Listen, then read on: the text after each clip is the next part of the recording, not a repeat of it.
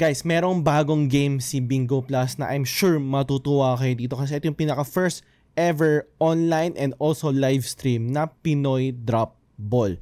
So papakita ko sa inyo kung paano laruin tong Pinoy Drop Ball kasi I'm sure matutuwa kayo kung pag nalaman yung paano laruin to. Before we start, gusto ko lang i-remind sa inyo na isa po itong form of gambling. So if hindi kayo fan ng gambling, then move along.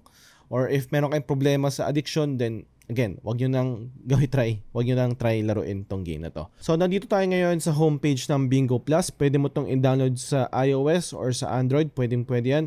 And if wala ka pa account sa Bingo Plus, i-leave ko na link sa description sa baba. And if nag-top up ka, may mga campaigns, promos, and rebate yan, no? So for example, pag nag-top up ka ng 100, 200 pesos, I think may 10% na rebate yan. I'm not sure. So i-leave ko na link sa description sa baba for registration link. So, nandito tayo sa homepage. Pag bumaba dito, makikita mo, since nilaro ko siya kanina, na makikita ko siya sa recently play. Pero pag bumaba ka dito, makikita mo may nakalagay dyan na Pinoy Drop Ball. So, click natin Pinoy Drop Ball. Loading. So, ayan. So, live stream po ito. Live stream. Live na live yan. Makikita mo may tao or babae na nagsasalita at naglalagay ng bola. Di-drop yung bola. So, as you can see here, lalaki yung nag-ano dito. So ito yung mga recent winners dun sa last game. So try natin bumili. So ang gagawin natin dito is pipili ka lang dito sa 6 na cards ito and hopefully yung bola ay mapunta doon yung bola. Mapunta doon yung dun sa card na yun, no? So ito yung ginawa ko kanina, itong tatlong block. So 9, ace, and 10. Naglagay ako 10 pesos each. So let's just wait matapos yung timer and makikita mo. So maglalagay siya ng tatlong bola. So pag tatlong bola nakalagay dun sa isang card, times 3 yun, or I mean times 4, no?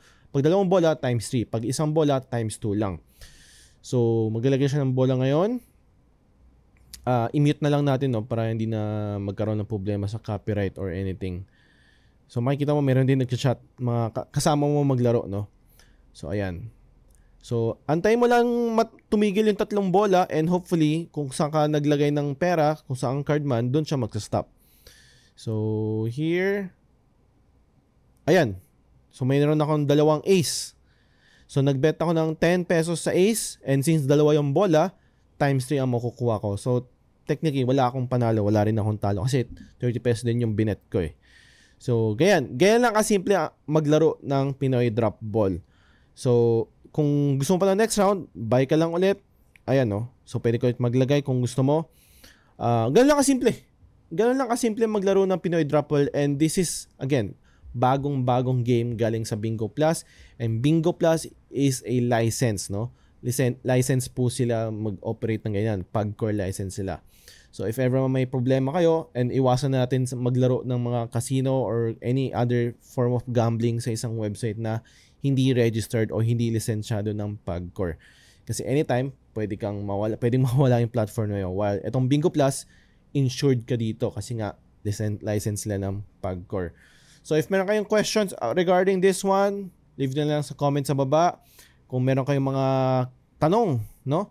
Or mga problema, concerns sa app, leave nyo lang comment sa baba. And if nakatulong to, no? Share, subscribe, and like this video. Yun lang. Bye-bye.